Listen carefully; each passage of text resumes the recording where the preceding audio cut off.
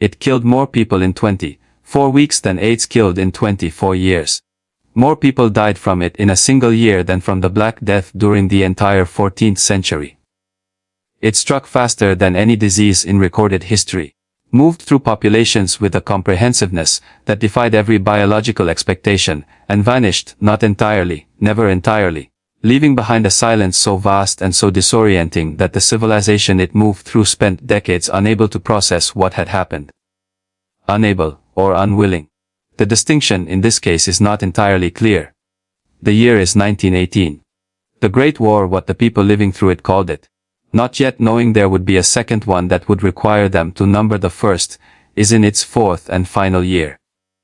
The world has already absorbed, or attempted to absorb, a scale of industrial killing that no previous generation had been asked to accommodate. The Western Front is a 700-kilometer wound in the body of Europe, a system of trenches and shell craters and barbed wire, and mud extending from the North Sea to the Alps, through which the armies of Britain, France, the British Empire, and now the United States press against the armies of Germany and the Central Powers in a form of organized murder so systematic and so vast that individual deaths within it have become almost impossible to individualize. The Battle of the Marne, the Battle of Passchendaele, Gallipoli, Caporetto, names that were once simply the names of places, rivers, ridges, towns, that became, in the years between 1914 and 1918, synonyms for specific varieties of mass death.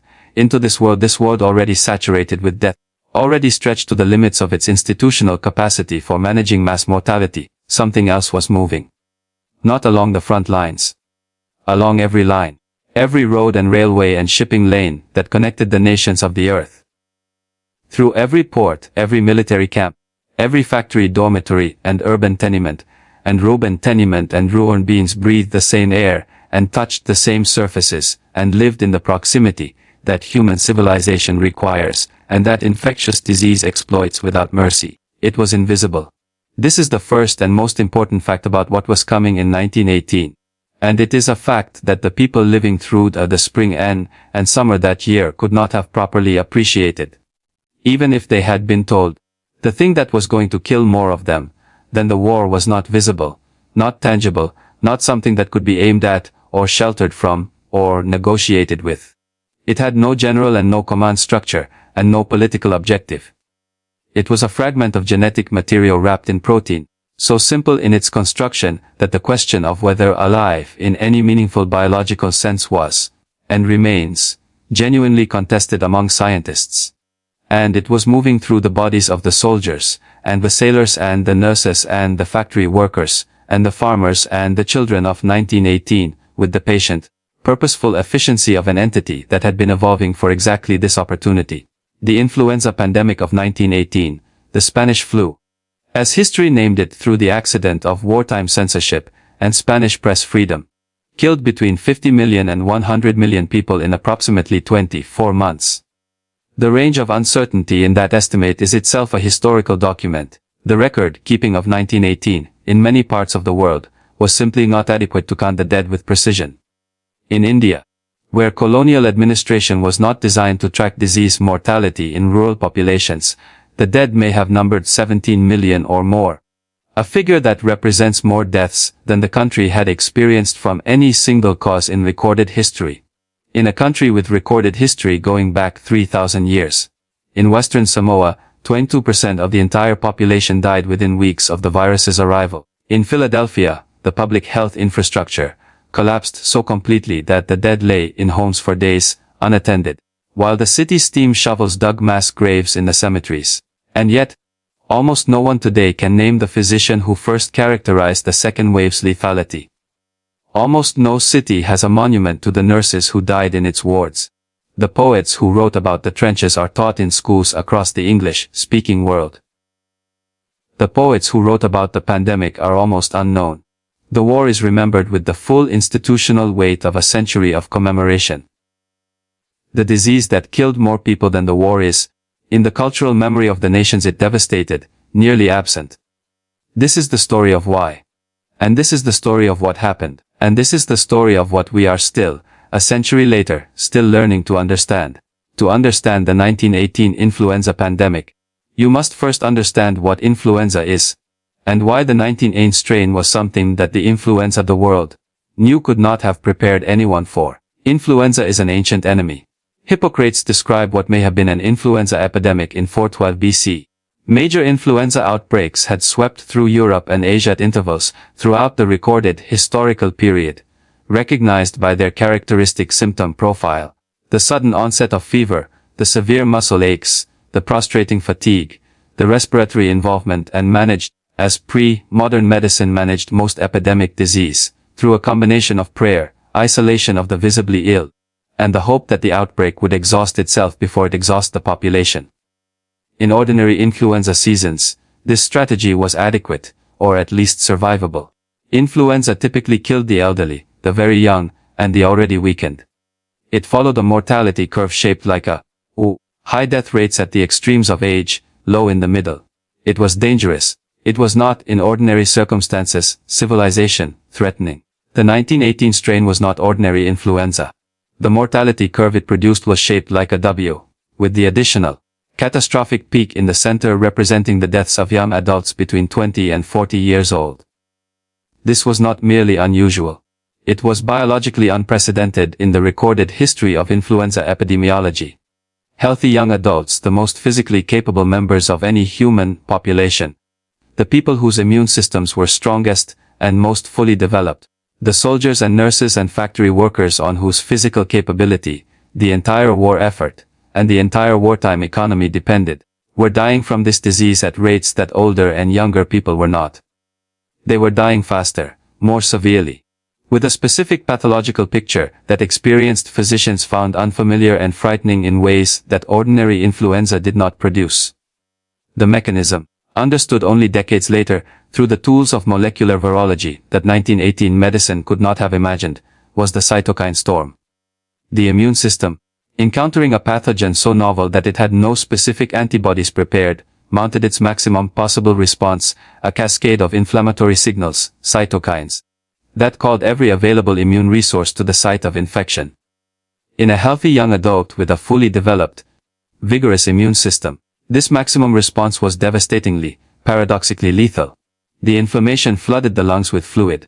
The alveoli, the tiny air sacs where oxygen crosses into the blood, filled the patient, in effect. The stronger the immune system, the more powerful the cytokine storm, the faster the drowning.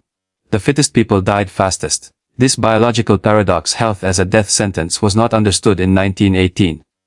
What was understood, by the physicians who saw the second wave arriving in September 1918, was that something was different. That healthy men of 25 were dying in 48 hours. That the blue discoloration of oxygen, deprived blood was appearing in faces that had been pink and vigorous a day before. That the progression from first symptom to death could be measured in hours. That the wards were filling with patients whose deterioration was too fast for any intervention to outpace. The geographic and biological origin of the virus remains, after a century of investigation, genuinely uncertain.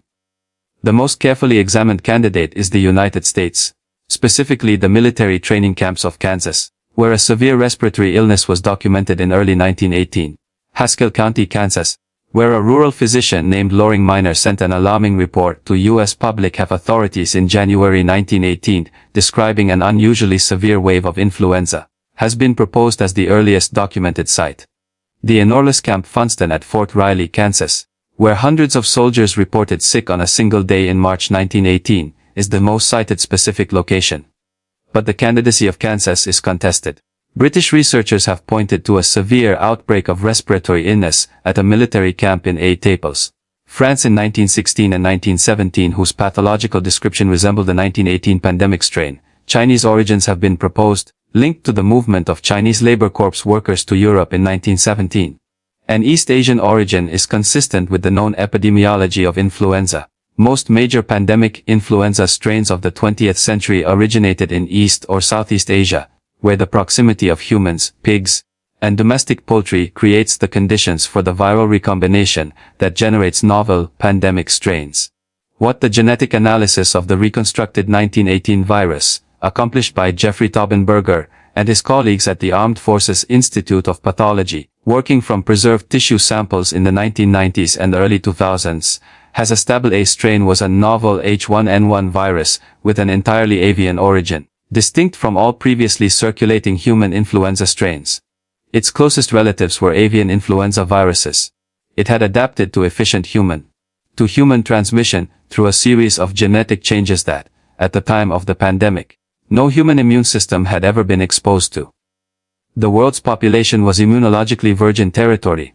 This is what was coming in the spring of 1918, not the familiar enemy that seasonal influenza represented. Something new. Something the bodies of the soldiers, and the nurses and the coal miners, and the children had no prepared defense against. Something that the science of 1918 could not yet see, and could not yet name and not yet fight, with anything more targeted than the broadest, and most imprecise weapons medicine possessed. It was emerging from the intersection of the war's enormous machinery, the troop ships, the training camps, the supply lines, the field hospitals, and the specific biological novelty of a virus that the world had never seen. And in the spring of 1918, it was only just beginning to understand what it had found. The first wave moved through the military populations of Europe and America in the spring of 1910 with a speed that the military medical services were structurally unprepared to track and institutionally disinclined to prioritize. The men in the training camps of the American Midwest, who fell sick in March and April of 1918, were receiving medical attention in a system built for the injuries and illnesses of wartime mobilization. Broken bones, surgical cases, the infectious diseases that military camps had always incubated. The sudden appearance of a severe influenza that attacked a company, a battalion, an entire brigade in the space of days was alarming to the physicians who saw it. It was categorized, filed, and managed imperfectly, inadequately, within the existing framework of military medicine. The cases were severe. The recovery rate was, in the first wave, still acceptable by the grim arithmetic of wartime medicine. The outbreak subsided. The medical service moved on. British military medical records from the same period document wave of influenza moving through the British Expeditionary Force on the Western Front in May and June 1918. With attack rates the percentage of troops who became ill, that were strikingly high. German military records document the same, Flanders fever, or Blitzkatar, moving through the German lines in the same period. Affecting enough soldiers to reduce unit combat readiness at a moment when the German spring offensives were consuming the last offensive reserves of the German army. General Erich Ludendorff would later reference the illness as a factor in the offensive's failure to achieve their decisive objectives, a self-serving attribution that overstated disease as a cause of military failure while reflecting the genuine disruption the first wave was causing. The civilians behind the lines were not spared. The spring wave moved through the populations of the combatant and non-combat populations of the comprehensive efficiency of a highly contagious respiratory pathogen in dense urban populations. The workers in the factories that were producing the shells, and the guns and the uniforms, and the boots that the war required, fell sick at rates that disrupted production. In Madrid, in the neutral Spain whose press was free to report on the epidemic without wartime censorship, King Alfonso Seffi fell ill in May 1918, and his illness was reported in Spanish newspapers and picked up by the international press. The name that would follow this pandemic through history. The Spanish flu was born from this circumstance, and not from any Spanish origin, but from the accident that Spain was the only major European nation whose press was reporting what was happening. The public health response to the first wave was, in retrospect, inadequate in ways that were not fully recognized as inadequate, until the second wave made the inadequacy brutally apparent. The United States Public Health Service noted the outbreak and issued guidance. Local health departments tracked cases with varying degrees of rigor. The military medical services managed what they could within their existing frameworks. None of this constituted a serious coordinated response to a novel pathogen. Because in the spring of 1918, the virus had not yet demonstrated the full extent of what it was capable of, and the institutional culture of a world at war was not configured to treat a disease outbreak, however severe, as anything more than a manageable complication of the primary emergency. The spring wave receded in the summer months. Incidents declined. The outbreak appeared To the administrators and physicians who had managed the first wave with the tools at their disposal, to be following the normal trajectory of influenza epidemics. A spike, a recession, a return to the elevated but manageable baseline. The war continued to dominate every institutional priority. The summer of 1918 brought the Allied counteroffensives that were beginning to demonstrate, finally, that the war could be won. The spring influenza was filed away as a problem that had resolved, more or less, on its own. But the virus had not finished. The spring wave had seeded the conditions for something worse. It had moved the H1N1 strain through an enormous population of potential hosts, generating in some survivors partial immunity, and in others, the majority, no meaningful immune preparation. It had established itself in the military populations of both sides of the Atlantic, and in the civilian populations of every major belligerent and neutral nation. It had probed the world's defenses and found them insufficient. And somewhere, in the course of its spring circulation, through billions of human respiratory tracts, it was evolving. The summer of 1918 was not a reprieve, it was an incubation. September 1918, the second wave. The difference between the first wave and the second was the difference between a warning and a catastrophe.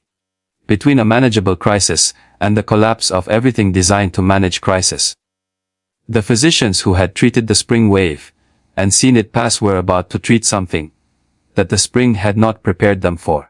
The administrators who had filed the spring wave's reports and moved on were about to confront a situation that their filing systems had no category for. The second wave appeared first in 3 locations almost simultaneously, in the last weeks of August and the first days of September 19 in Brest, France, where American troops were landing, Freetown, Sierra Leone, a major British naval coaling station on the West African coast, and Boston, Massachusetts, where the Commonwealth Pier served as a major port of military embarkation and arrival. The near simultaneity of appearance in 3 white patients was itself the signature of a pandemic, already globally distributed through the military transportation networks of the war. Not a new introduction, but the same virus, transformed, erupting in multiple locations from the seed population, the spring wave had established. Camp Devens outside Boston was the site where American military medicine first fully confronted the second wave's specific horror. The camp held approximately 45,000 men. On September 8, 1918, 12 soldiers were sick with influenza, with the number exceeded 6,000. The camp's hospital, built for Funston 200 patients, held 6,000. The gymnasium was converted to a ward. The recreation halls were converted to wards. Every space that could hold a cot held a cot.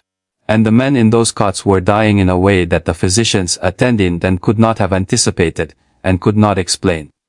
Dr. Roy Grist, a physician at Camp Devens, wrote a letter to a colleague in September 1918 that has survived as one of the primary documentary records of the second wave's specific clinical presentation. He described men developing pneumonia of catastrophic rapidity, and then the specific detail that he and every other physician who saw the second wave described in the same terms: cyanosis. The bluing of the skin as oxygen, depleted blood circulated through bodies whose lungs could no longer oxygenate it. Men turning blue. Lips blue. Ears blue. Faces the color of slate.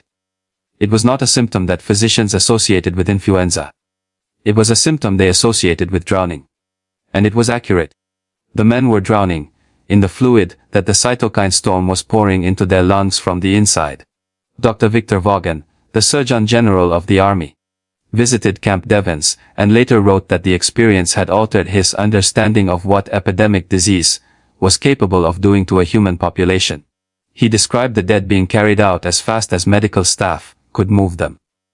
He wrote the sentence, quoted by every subsequent historian of the pandemic, that if the mortality rate continued on its observed trajectory, civilization could disappear from the earth in weeks. He was a scientist of genuine rigor, and he was not given to dramatic overstatement. He had seen the numbers. He had done the arithmetic. The second wave reached Philadelphia on September 17, 1918, when sailors at the Philadelphia Navy Yard presented with severe influenza. The city's director of public health, Wilmer Cruzen, made the decision. The decision that every subsequent history of the pandemic returns to as the canonical example of public health failure, to allow a massive Liberty Loan parade scheduled for September 28 to proceed. The parade drew an estimated 200,000 people into the streets of Philadelphia. Within 72 hours every hospital bed in the city was occupied. Within 2 weeks the city was recording 400-500 deaths in a single week. The mortuary system collapsed. The supply of coffins exhausted. The city's public health infrastructure, which had been designed to manage the routine mortality of a large industrial city, encountered something that no industrial city's public health infrastructure had been designed to manage. In St. Louis, by direct contrast, the Public Health Commissioner Max Starkloff implemented emergency measures on October 7, 11 days after Philadelphia's parade, when the second wave appeared in his city. He closed schools, banned public gatherings of more than 20 people, ordered saloons and theaters closed, and pursued enforcement with the support of a city government that had decided the epidemic was a genuine emergency requiring emergency response. St. Louis's peak mortality in the second wave was approximately half that of Philadelphia's. The comparison, documented, analyzed, and taught in public health courses for a century, is the clearest empirical evidence in the historical record that the decisions of individuals in positions of authority, made in the days before a wave peaks, determine the scale of the mortality that follows.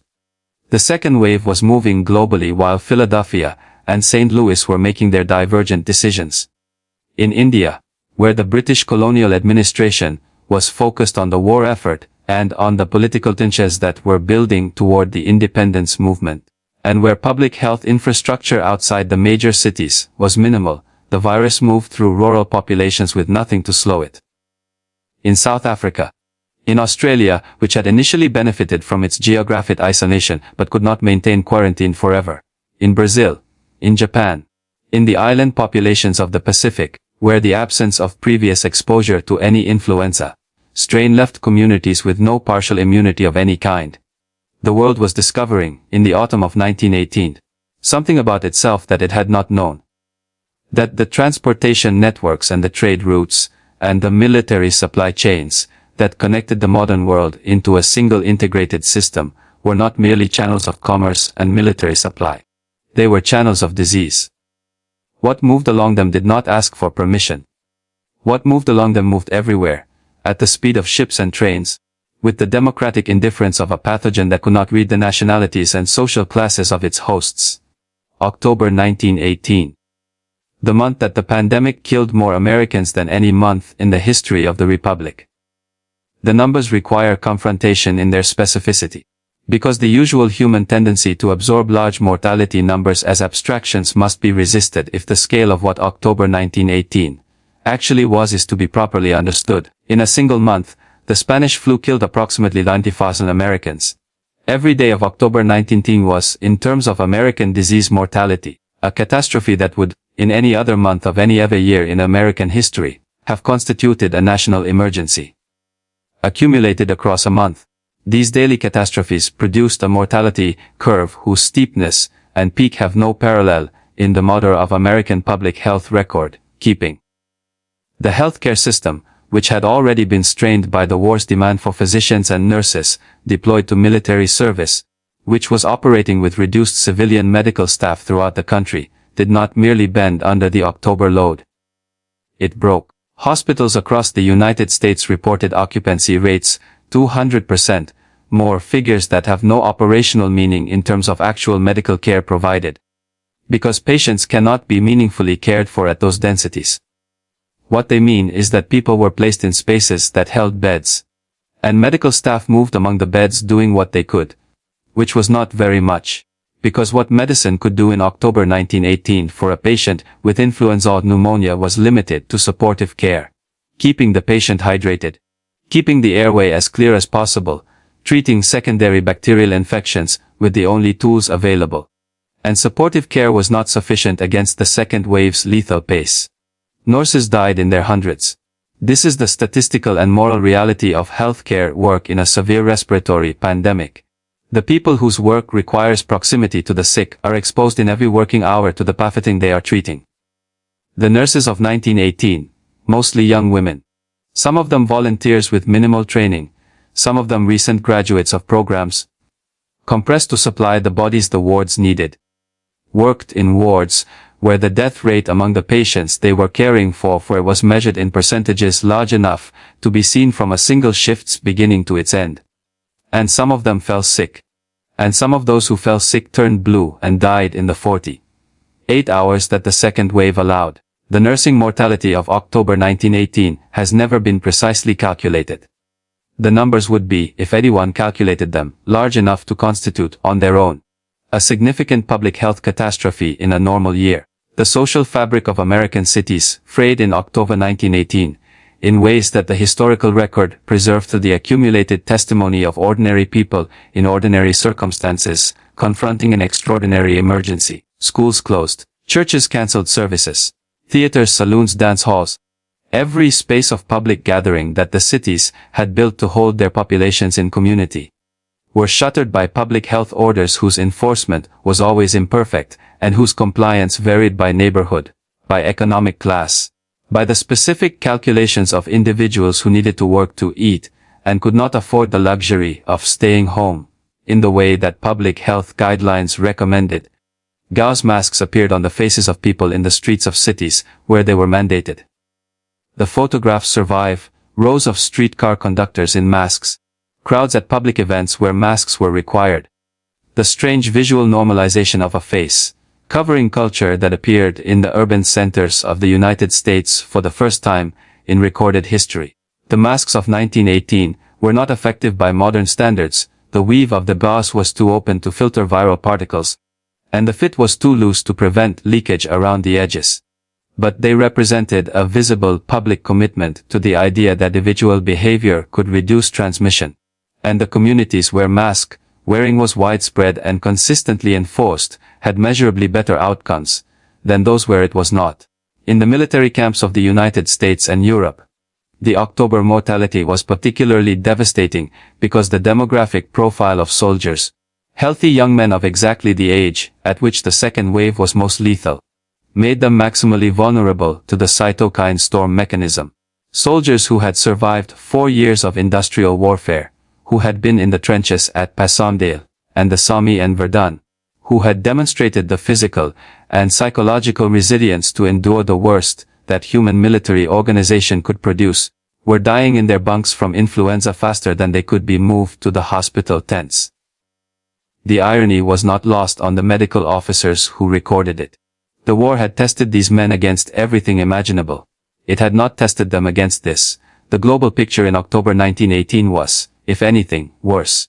India's mortality in the second wave was being generated at a scale that the colonial administrative apparatus could not measure in real time and would not accurately estimate for decades. The subcontinent's enormous, densely settled population, connected by the railway network that the colonial administration had built for commercial and military purposes, was moving the virus at exactly the speed that railways permitted, which was in epidemiological context of 1918, catastrophically fast.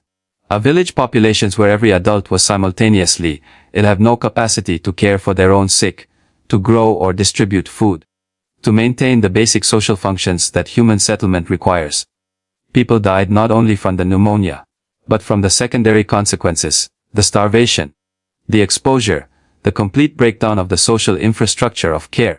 Western Samoa's catastrophe was the starkest single national example of what the second wave's arrival in a previously unexposed population looked like. The virus arrived on the ship SS Talon in November 1918, after the second wave's peak in the northern hemisphere. Within 3 months, approximately 8,500 of the island's 38,000 inhabitants were dead, 22% of the entire population. Entire villages were wiped out. The social structure, the family units, the chiefly system, the network of mutual obligation and care that Samoan culture had built over centuries, was devastated in ways that required generations to repair. American Samoa, 9 miles away, had 0 deaths. The American naval governor had implemented strict maritime quarantine the moment the pandemic's presence in the region became known. Ships were turned away. No infected person entered the islands. American Samoa survived while Western Samoa died. The comparison, starkest possible natural experiment, same geographic region, same population biology, same pathogen, radically different outcomes, was determined entirely by administrative decisions made in the days before the virus arrived. The lesson was clear. It was being generated in real time. It was available to anyone who could see it. The human experience of October 1918 is preserved in testimony that the wartime culture was structurally ill-equipped to generate and collect. The censorship that the military information management apparatus of the Allied powers maintained throughout the war was still in effect in October 1918. Newspapers in the United States, Britain, and France were operating under explicit and implicit guidance to avoid reporting on the pandemic in terms that might damage public morale or suggest that the home front was collapsing. Guidance that created exactly the information environment most damaging to public health. A population that could see the pandemic with their own eyes, but could not read accurate accounts of its scale. That was dying without being told how many were dying.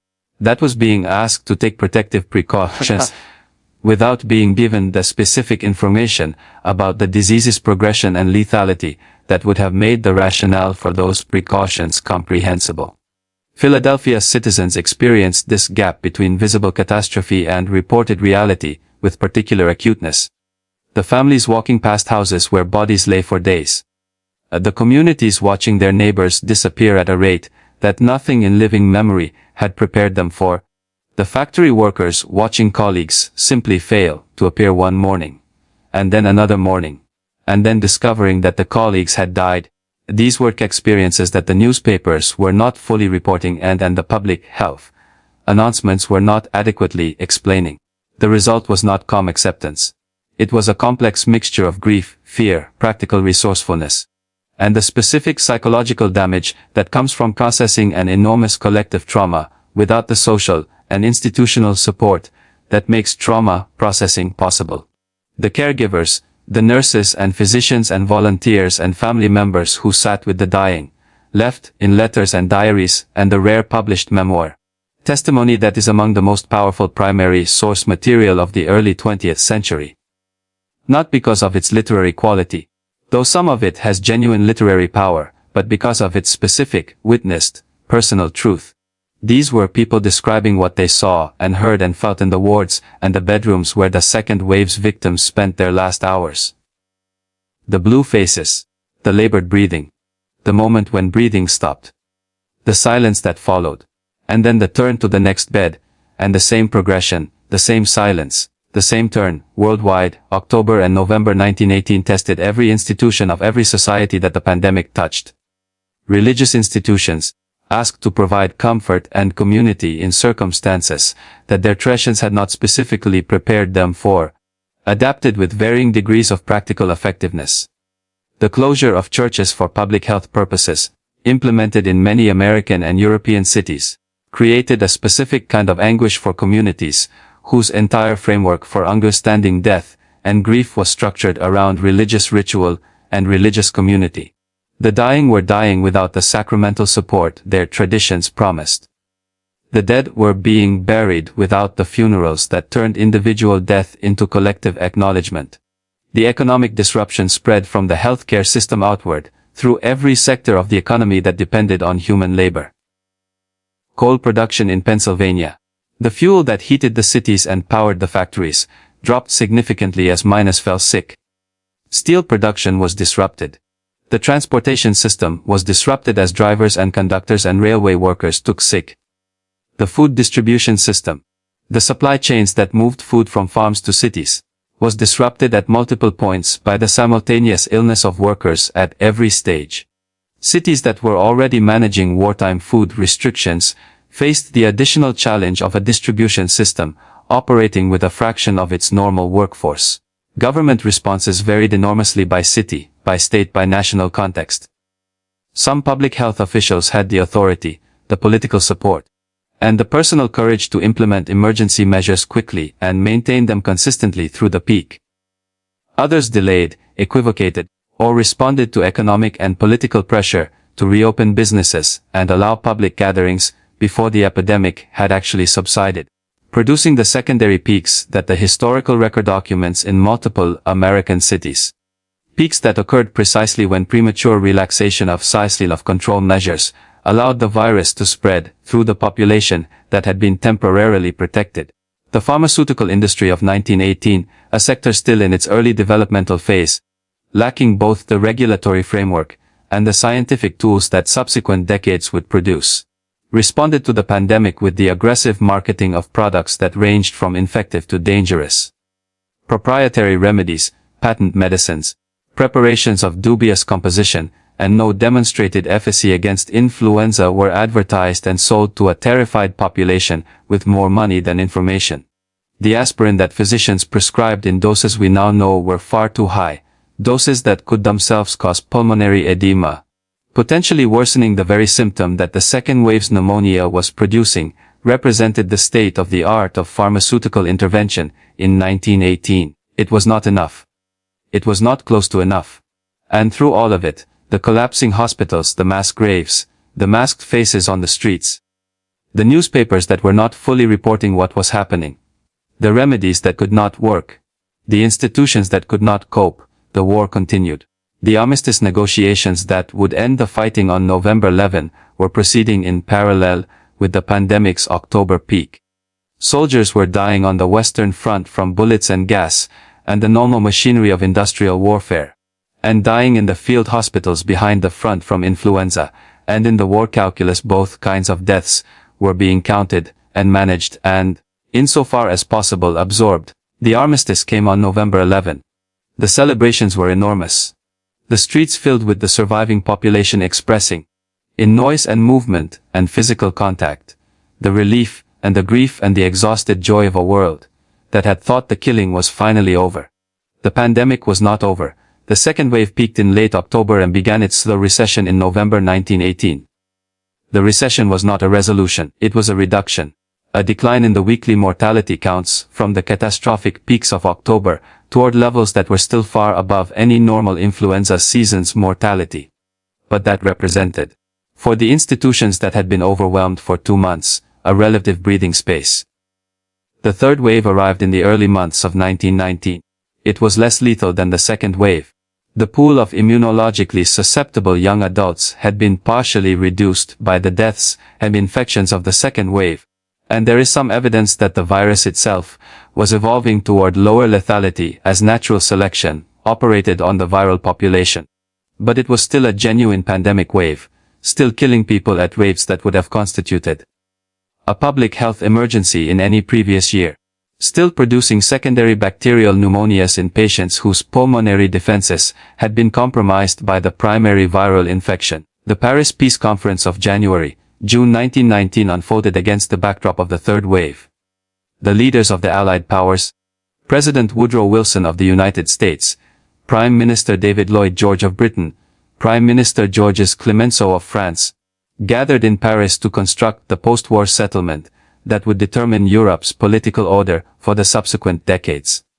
Wilson had arrived with his 14 points program, a vision of a peace based on self-determination and international cooperation rather than punitive reparations and territorial annexation, and had been pressing it against the resistance of the French and British leaders whose domestic political situations required them to be seen extracting meaningful punishment from Germany. In April 1919, at a critical moment in the negotiations, Wilson fell severely ill. This physician, Cary Grayson, described symptoms consistent with influenza: sudden high fever, violent coughing, gastrointestinal symptoms. Wilson was bedridden for days.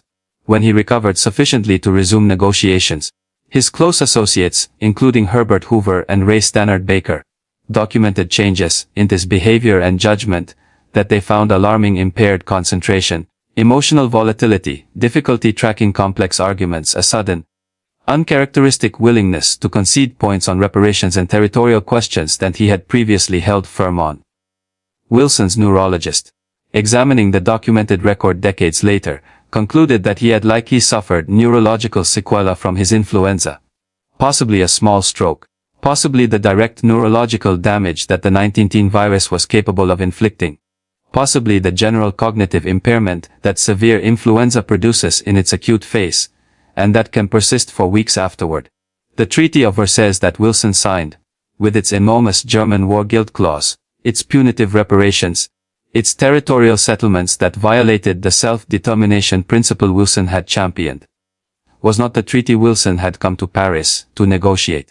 How much of the distance between his vision and the outcome was the result of the political constraints he faced, and how much reflected the impaired judgment of a man whose pandemic illness had compromised his cognitive capacity at the decisive moment, is a question that historians have debated for a century without reaching consensus.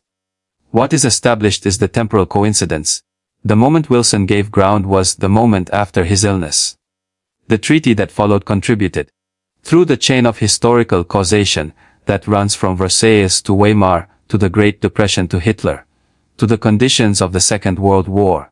If the pandemic touched the peace negotiations, if the virus that killed 50 million people also shaped the document, whose flaws helped generate a war that killed 50 million more, then the full accounting of 1918's consequences has never been, and may never be, complete.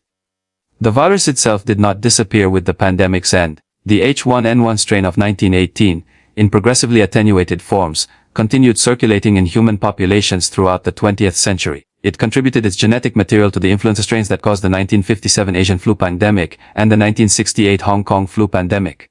The 2009 H1N1 pandemic, which caused significant global illness though not the mortality of 1918.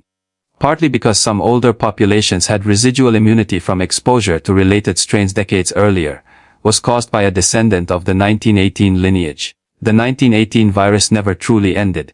It became endemic, part of the rotating repertoire of influenza strains that circulate in human populations every year, causing illness and death at the lower rates of a virus that has been partially incorporated into the immune experience of the human population. The institutional aftermath of the pandemic was marked by a failure to institutionalize the lessons that the pandemic had generated. The evidence from Philadelphia versus St. Louis, from Western Samoa versus American Samoa, from every natural experiment that the pandemic had penetrated about the relationship between timely public health response and epidemic mortality. This evidence was available in the public health literature of the 1920s. It was analyzed. It was published. It was not translated into the preparedness infrastructure that logic demanded, because the post-pandemic political environment was not configured to invest in preventing the next pandemic.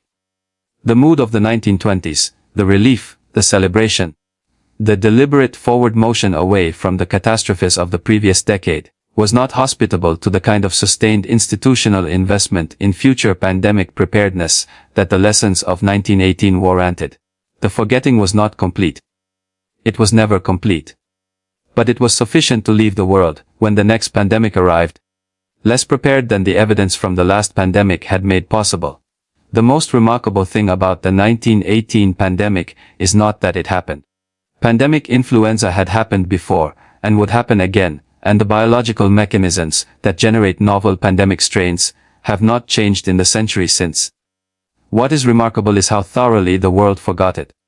How completely the largest biological catastrophe in the history of the modern world was absorbed into the cultural silence of the years that followed. How the generation that survived it moved into the 1920s with a collective determination to put the darkness behind them that extended, apparently, to the pandemic as fully as to the war. The war was not forgotten. It generated a literature extraordinary power. Wilfred Owen, Siegfried Sassoon, Robert Graves, Erich Maria Remarque, that preserved its specific texture of horror in forms that subsequent generations could inhabit. It generated the cenotaphs and war memorials that stand in every city and town in the combatant nations. It generated the tomb of the unknown soldier in every major Allied capital. It generated annual ceremonies of remembrance that have continued, without interruption, for more than 100 years. The pandemic generated almost none of this. There are virtually no literary monuments to the 1918 flu, the great exception being Catherine Ann Porter's novella, Pale Horse, Pale Rider, published in 1939, 20 years after the events it describes, by a woman who nearly died of the disease, and who could not find an adequate form for the experience until 2 decades had passed. There are virtually no physical monuments. There are no ceremonies of annual remembrance in the nations that lost millions. The dead of the pandemic were buried and mourned in private, and the private mourning did not become public memory in the way that the war's public mourning did. Why? This question has occupied historians of the pandemic for decades, and the answers that have been proposed are multiple and complementary. The wartime censorship that suppressed reporting on the pandemic in its acute phase meant that there was no contemporaneous, public narrative built around the experience. No equivalent of the trench poetry that was being written and circulated while the war was happening. The pandemic killed in bedrooms and hospitals. Not in the public theaters of war, where combat death is witnessed by comrades and narrated in the language of collective sacrifice. The disease's specific mechanism, healthy bodies destroying themselves from the inside, offered no framework of heroism or meaningful sacrifice that the culture could incorporate into the narrative architecture of patriotic memorial. And perhaps the deepest reason, the exhaustion of a civilization that had already been pushed to the limits of its capacity for grief. The populations that experienced the pandemic had spent 4 years grieving the war dead. They had developed, from necessity, a relationship with mass death that involved a managed distance, a capacity to absorb mortality statistics, and continue function that the pandemic encountered and could not fully breach. The pandemic's dead were added to the war's dead in an aggregate that was simply too large for the cultural machinery of memorial to process. The culture moved forward because it had no other option. The moving forward required not forgetting exactly, but a kind of active inattention. A choice to look at what was coming rather than what had passed. The scientific legacy was more enduring than the cultural legacy. The pandemic generated, in the years after its end, a sustained program of influenza research that eventually produced the tools that 1918 medicine had lacked.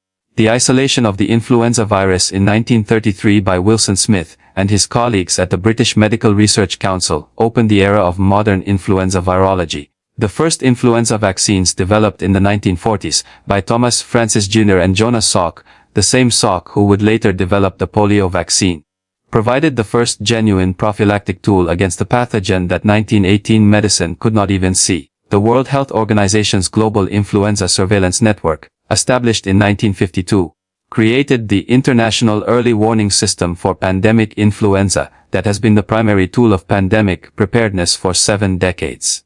Jeffrey Taubenberger's reconstruction of the 1918 virus genome, a scientific achievement of the first order, accomplished through techniques that did not exist when the pandemic occurred and published in a series of papers between 1997 and 2005, gave the 21st century something that no previous century had possessed: a complete genetic map of the specific pathogen that had killed 100 million people, together with the analytical tools to understand what made it so lethal, and to monitor currently circulating influenza strains for the emergence of similar characteristics.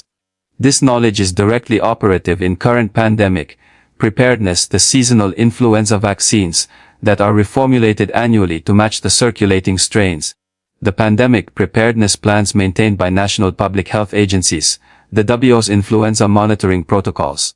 All of these draw on the scientific understanding of influenza that was built over 70 years on the foundation of 1918's catastrophe. When the COVID-19 pandemic began in early 2020, the institutional memory of 1918, preserved in the public health literature, and in the preparedness plans that the evidence from 1918 had informed, was immediately invoked. The natural experiments of Philadelphia versus St. Louis, of Western Samoa versus American Samoa, were cited in the scientific and policy literature of 2020 as directly relevant evidence for the value of early, aggressive non-pharmaceutical interventions. The concept of flattening the curve, reducing the peak intensity of an epidemic's mortality by spreading it across a longer time period, was derived directly from the analysis of 1918's intervention evidence. The 1918 pandemic was not merely history, it was, in 2020, operational public health science. What the invocation of 1918 in 2020 also revealed was how incompletely the lessons had been institutionalized between pandemics. The evidence was available. The knowledge was accessible. The preparedness plans existed. And yet in city after city and country after country, the same dynamics that had played out in 1918, played out again: the underestimation of the threat in the early stages, the tension between public health measures and economic activity, the political pressure to minimize rather than acknowledge, the inequitable distribution of the disease's burden across class and racial lines. The pathogens were different. The social dynamics were recognizable. The century between the pandemics had changed the medicine. It had not fully changed the politics or the human psychology. This is the deepest and most uncomfortable legacy of 1918, not the specific mortality statistics, not the scientific knowledge that the pandemic generated, not even the political consequences that may have flowed to the Paris Peace Conference into the subsequent decades of European history. The deepest legacy is the demonstration that pandemic preparedness is not a problem that is solved once and stays solved. It is a problem that is solved, or partially solved, and then allowed to